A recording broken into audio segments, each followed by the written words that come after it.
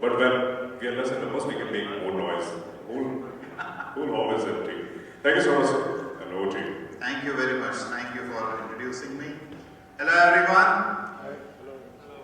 All of you are waiting for the day to end. Come on. Hello everyone. Okay, brilliant. So I am here to deliver the last talk of the day, and it's about customer experience, right? But customer experience is always new in news. What we are going to talk about is why customer experience first is important. Whatever capabilities, technologies that you deliver, customer experience first should be your thought process about going about developing those capabilities and capabilities, and how technology can help over there. Because once you put the customer at the center of it, then everything flows down. Yeah. This is the one. Okay, good. Brilliant. So, what is the objective of the digital investments over the last 2 years? When Gartner asked this question to the CIOs of the world, 1 out of 2, that means almost 50% of the CIOs said that it was to improve the customer experience or bring in new customer experience capabilities to the users in the company and make it more business oriented. So it was not about just landing a capability, it was more about how do we tie it up with our business objectives and land a fantastic business experience. So that establishes so much money being pumped in, so much focus on customer experience. So customer experience will be used to drive engaging customer with businesses, upscaling customer satisfaction, being known for CX innovation, some of the drivers which each business has identified. But look at the first one, delivering business growth. That's clearly over there, right? So customer experience is very tightly tied with business growth. We have seen this happening in fashion industry. We are looking at how automobile industry is very quick in adopting customer experience layers like metaverse. They are experimenting over there. We in real estate are also experimenting with it, right? So clearly we see a linkage between how the business grows with the customer experience at an overall level. So customer experience definitely matters. It's something that we should keep at the heart of how we think about technology, right? Because it's clearly linked with how the businesses, how to grow other businesses. But the big question is, who owns the customer experience, right? Is it the chief enterprise officer? Is it the chief experience officer? Nowadays you see chief experience officers also, right? And then there's a chief digital officer, a person like me, who is expected to own the customer experience. But the fact is that the customer only knows what experience they want. Nobody else knows what experiences customer want. So if you decide an app like Amazon is best of the breed and you love the customer experience, only you know why you love that. Why don't you love, I will not take names, but let's say some other app, some other retail app. Now that brings the customer focus for us. So if customer experience belongs to the customer, how do we understand what actually customer wants and how do we channelize it with our technology strategy? That's the big question, right? So look at this, it looks a very complicated chart, but it's not really complicated, it's a very simple chart.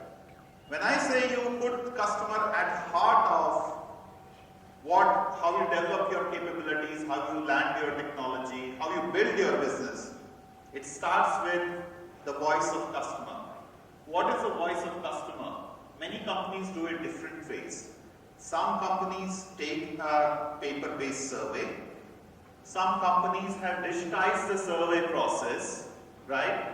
And some companies listen to the calls that the customer makes to their call centers to understand the mood of the customer. And some companies are also looking at how the customer is using your app, performing analytics on top of the customer engagement with their and trying to understand what is the voice of the customer. So that's definitely the first step, trying to understand the voice of the customer, right? Which funnels into our customer intelligence. This is where data comes in picture.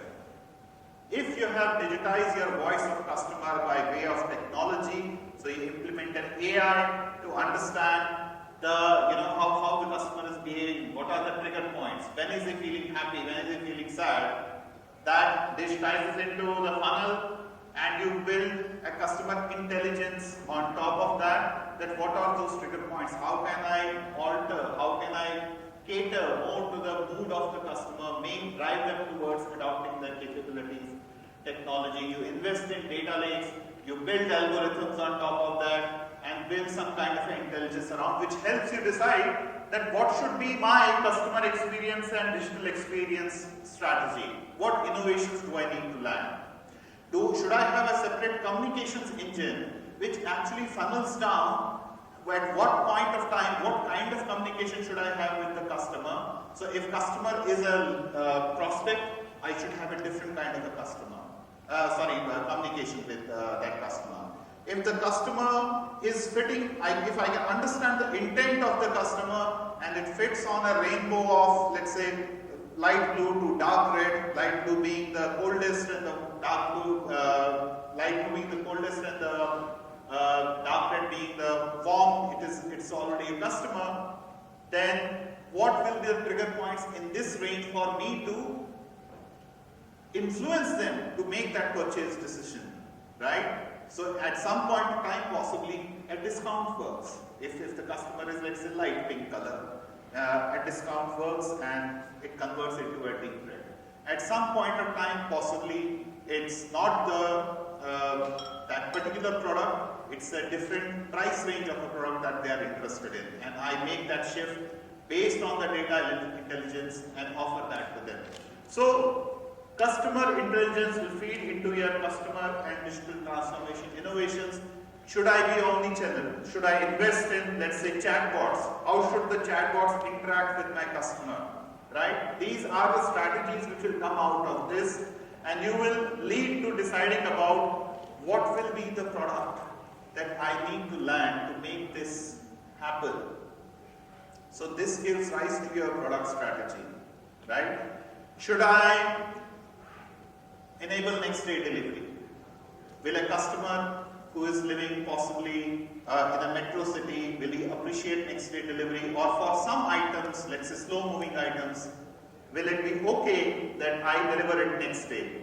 For some extremely urgent items, let's say band-aids, for example, or sanitary napkins, will they be ready to pay extra for me for a faster delivery, 10 minutes delivery nowadays, right? So that gives rise to your product strategy, and you start reimagining the customer experience from a whole new lens. That ultimately will drive the target for you, which is your business outcomes, right? Now this is how we convert a customer's voice into the product strategy or the CX strategy for the organization, which transforms into a digital strategy as well. So on one end we have customer centricity, which is driven by business outcomes, and we develop a product strategy. But it cannot be in isolation. You cannot just focus on the product strategy and reimagining the customer experience from a customer perspective. It impacts the whole chain. Similarly, from an enterprise strategy perspective, you would like to play to scale, right? You would like to optimize more on the products that you are building and deliver it at the lowest possible cost. So that's where your the voice of customer and the intelligence, those elements come. So enterprise strategy plays a huge role on the left hand side of this chart and goes lighter as we move to the right hand side, and customer centricity plays a huge role on the right hand side and lesser role as we move into the left hand side. So they strike a balance. The balance of both is what we want to achieve. Now, but these colors are continuous, right? You cannot say that I will land a customer transformation, I'll land a digital transformation by just focusing on one piece of what I'm doing.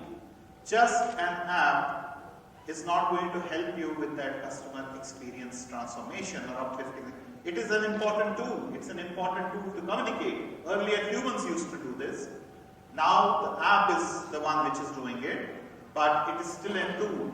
It needs a lot of investments at the back end, which are both from all perspectives, whether it's the process transformation, which is basically re-looking at the process.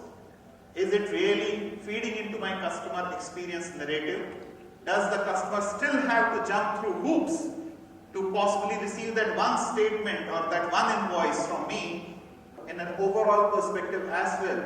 How is my experience of actually post-sale service impacting my propensity to convert that customer into a repeat customer? Entirely two different functions. That view has to come together, right? So data transformation from that perspective. And final one, which is not often looked upon, people transformation. Because you cannot be where you want to be in future with what you have today. And in that, you have to depend on people across the chain, not only technology resources. It's the whole process experts, it's the salesperson of the organization who needs to believe that yes, this will work, and who needs to contribute in making this work. And we need to uplift their skills in the process as well, taking them along so that they are driving the success of the whole customer experience or digital transformation process. So people transformation is one big element over there as well. So, what should be our customer experience strategies, right? We need to start looking from a total experience perspective. What does total experience mean? Any guesses? Any guesses? Let's make it a little bit interactive session. I need to know everybody is still awake. Any guesses? Okay, it's very simple. We just spoke about how things have to move together. So when we talk of customer experience, we need to also look about the interaction points of that customer back into the organization.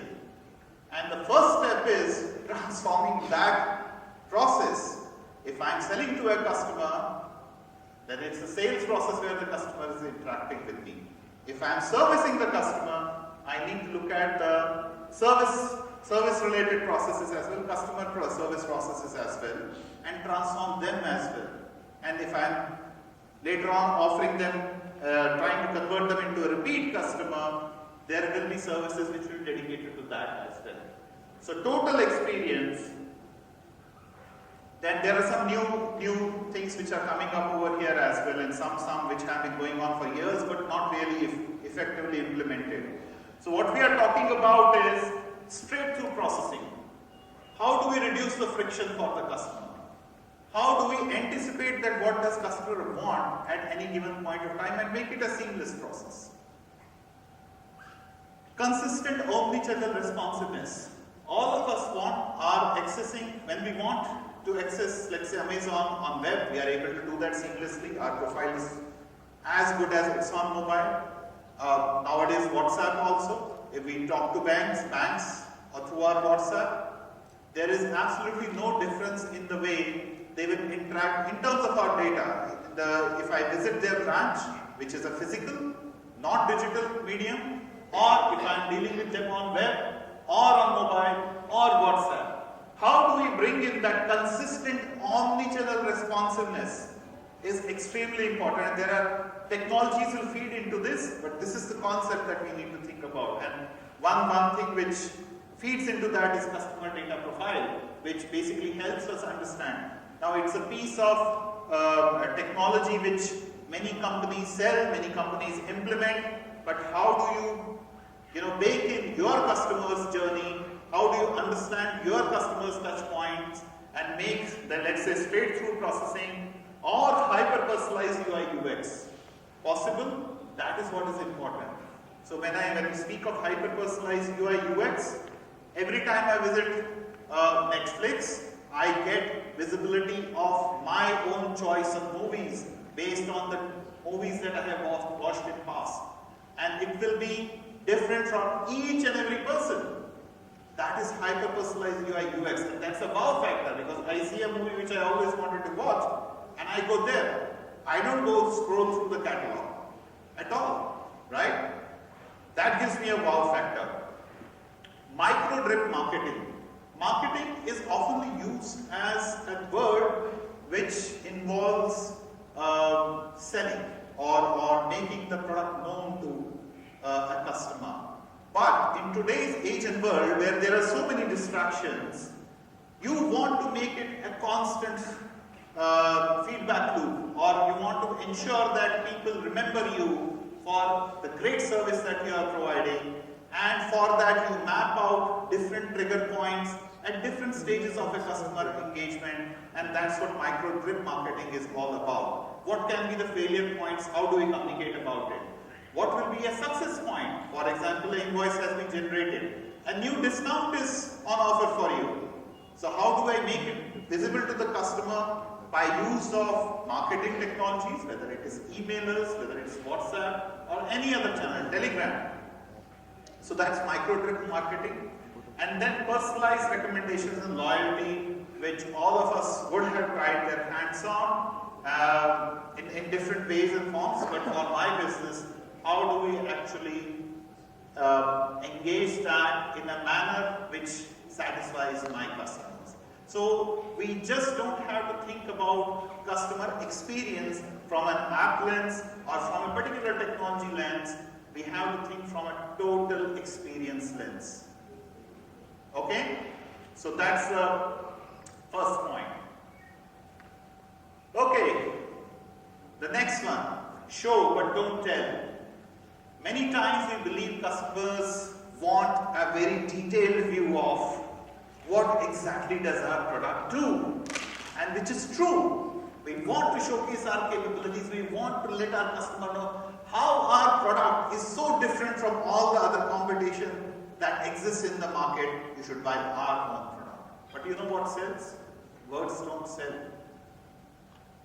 Because in the age of digital distraction, eyeballs sell, right?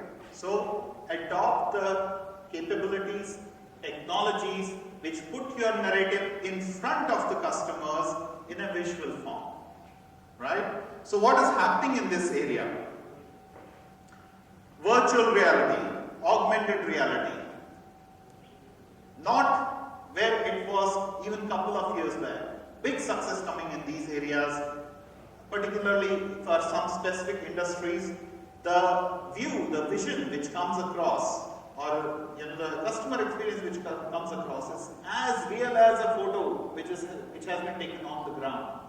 It's extremely progress now, and something which should be adopted by almost all industries. There may be different cycles of maturity. Let's say fashion, it's much ahead. The use cases are very simple also. And real estate, where I come from, it is extremely complicated. In FMCG, where I used to work earlier, it was something which was being experimented with. Possibly it's at the other end of the maturity cycle now and can be implemented as well. Interactive media, right? How do you allow interactions, communication between the two parties on the side? Then how do we bring in unique customized experience based on the data that we have captured? Can we change the customer experience? If I know a customer likes green color and I'm trying to sell them, let's say, a sofa or a car, can I present that car in green color to them rather than any other color? Right? To make it more appealing, to make the decision process simpler for them, to remove that barrier which a customer may have about the color of the car, and enabling that through artificial intelligence, and of course the big one, metaverse, right? Now metaverse is one technology which is spoken about a lot. It is in different phases of maturity, and in my personal opinion, I don't know if there was a metaverse talk also earlier in this forum. In my personal opinion, it's at least 10 years away from where we want it to be, right? A fully fluid kind of a metaverse. I don't know if there are any metaverse companies over here, sorry. In my opinion, we are at Web 2.0 right now. We are moving towards Web 3. Some technologies like crypto, they are much ahead in the maturity cycle. Some technologies like metaverse, which is more visual in nature, there will be a gradual step from Web 2 to Web 2.5 to Web 3. There will be some overlap between Web 2 and Web 3, and it will be a larger adoption cycle. Each company should experiment, is my opinion, right? They should look for use cases which can get implemented, even if it means simple use cases like creating an interactive framework where people can just interact, have those nice looking avatars and talk to each other. But everybody should experiment with it. Definitely, that will lead to the maturity of the ecosystem as well. And last but not the least, data. All of this will be driven through data. This should be the top priority of any company. For any company's survival, how they capture data and how they use that data in use cases specific to their industry and be ahead of the curve is essential for the survival of that company, in my opinion. We at Prestige are doing a lot of play with the data, and a lot of things have already happened a lot. We will make a shift change in our customer experience strategy or even other transformation programs as well, only based on data. So data is your superpower. Please, as much as you can, invest on this. Is your biggest CX strategy. Okay? And that's all from my side for today. Thank you very much.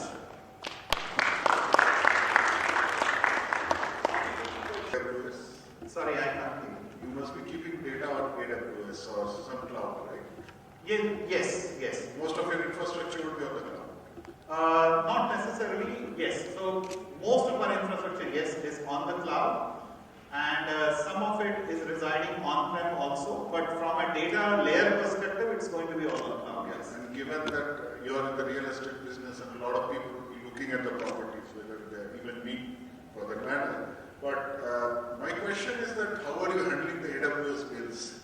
Because what's your strategy there to handle, optimize the infra? Optimize the infra? Yeah. My biggest priority right now is how do I capture the data, how do I streamline it, and how do I convert it into something which I can action into and win customers, back into the system. So I am at this point of time, what I am really worried about is my multi-cloud strategy, okay? And how do I build a data lake which cuts across and allows me to do the kind of customer experience that I want to build, okay? Optimization will definitely come into play at some point of time. I think in my journey graph, we are a little bit away from them. So if this question is specific to me, to the Prestige. If you want a general answer, I can give that also. But from specific to Prestige, at this point of time, infra optimization is not top of my problem. Sure. Now this funnel is something that will evolve or will keep changing. Sure. So what is the frequency that you look for, and then you freeze it, because any transformation requires good amount of time. So how you take that, because data is changing, and also it is influenced by so many other external factors as well. So when you see like, okay, this is my cutoff, and from here my strategy is changing. So I'll give you a very live example, right? What is important from a digital transformation strategy perspective is that there is continuity. And typically, a digital transformation program will last around 2 to 3 years. Typically, okay? And when we talk of 2 to 3 years, it's not a switch on and switch off kind of a move, right? So you basically, you start somewhere, definitely, okay? And And when you start with a small POC use case, you test the ground, you test the market, and then you build on top of that, you bring in more capabilities, and then. But what is important is how are you building the framework of change? How are you building the framework of digital transformation? That has to be clear at a very highest level. What is the business objective? Is my business objective that I want to change the way my customer today is buying from me a product and there is a particular process? Do I want to bring a shift change in this and move them to an entirely different kind of process, different kind of experience based on the technologies available, based on the shift I'm witnessing in the market, and why is it important for my industry? If you answer these two questions, everything else will fall in place. Okay? I'll give you a live example, and it has happened with me only in span of 3 months. Okay? I started off the transformation program in Prestige 3 months back with the idea that we should recharge our sales process. Okay? Then it started with customer experience. Then I realized that sales process is integral to customer experience, and that's where the concept of total experience came. And so we are changing the sales experience now, and then it will change the customer experience in the process. That's an output of changing the sales experience. In between, so we started off with the regular channels, okay, develop an app and develop a web app, and we want to do WhatsApp, we want to do this. In between, an animal has come, which is called Metaverse, right? So I want to be at Metaverse. As long as my digital transformation framework is flexible to accommodate these capabilities, I know how do I feed this funnel into my digital transformation strategy in the framework. How do I build pipelines which will enable the whole data lake and enrich it? I think it will sort itself out. It will happen. Happen as in that it will fall in place. But but that objective, that what I want to do has to be clear, that I want to supercharge the customer experience. I want them to feel wow. Then Metaverse becomes an extension of that, because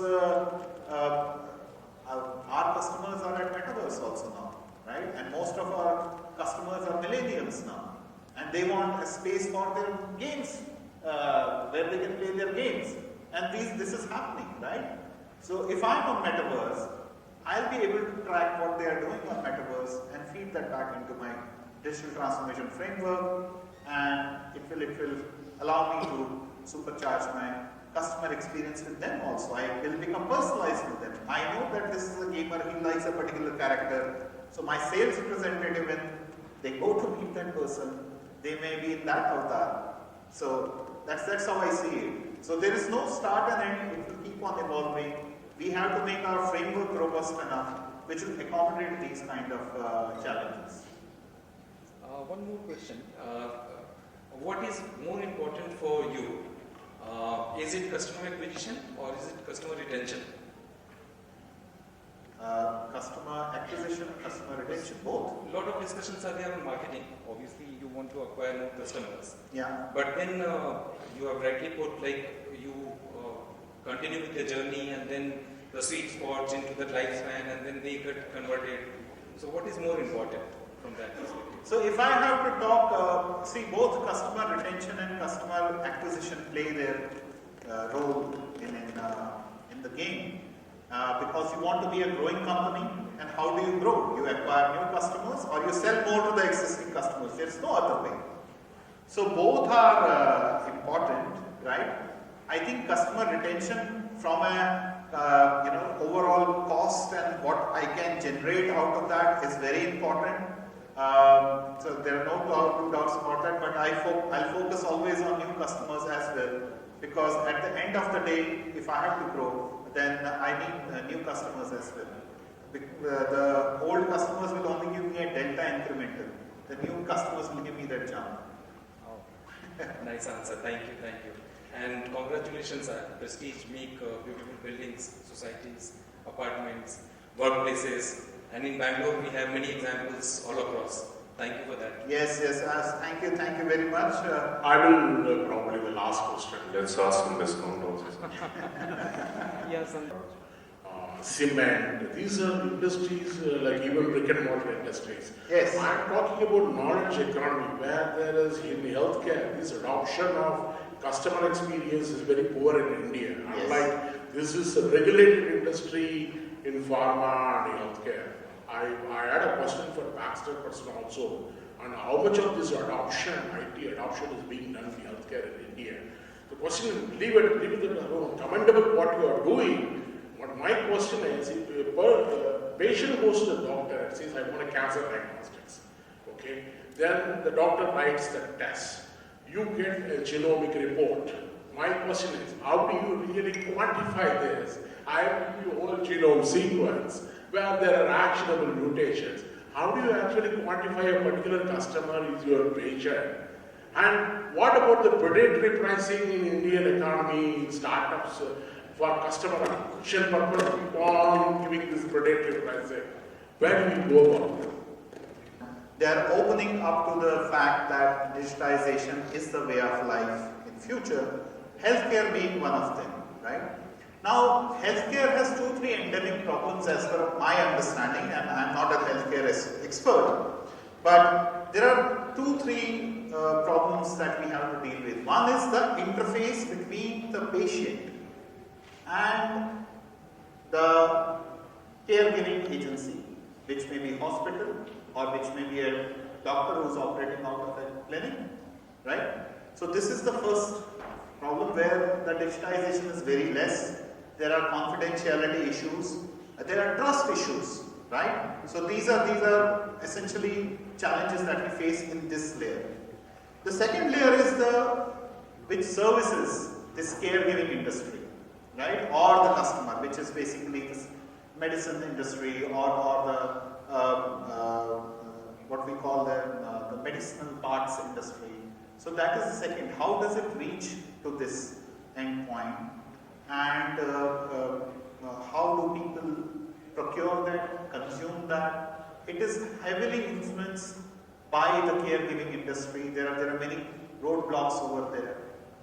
But a lot is happening in that area as well. There's multiple inefficiencies in that area. Simple example, how do we ensure parity of purchase by somebody who's a customer? You will see many of the new age technology groups coming up which are selling the medicines online now. There are certain restrictions over there as well. But customer has an option now. So they can look forward to a discount at some other option other than the hospital that they have to go through. And then there are, the way the supply chains are made efficient. There was a lot of inefficiency over there also. There are companies which are focused on ensuring that the supply chains become optimal. It reaches to the, let's say, a distributor or a hospital at an optimum cost, and hopefully that will reflect on what is happening down the line.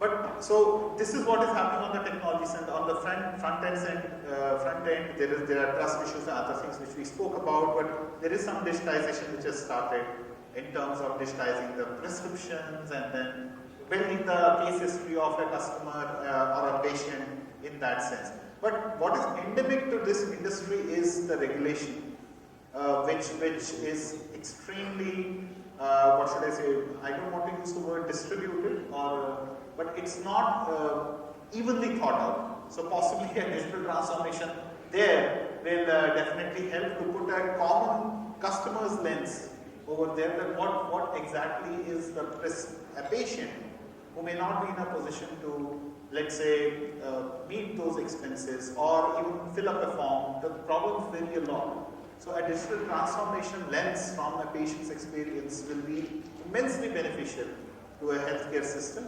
And it will possibly bubble up the challenges, the endemic challenges which this industry faces as well. And Possibly there will be a discussion around that. The only challenge here is that this discussion is not limited to a stakeholder group of a company, but it may involve regulatory authorities, government, and XYZ. How do we cross that bridge? That's an entirely different discussion. Okay. Anything else? Thank you very much for your patience.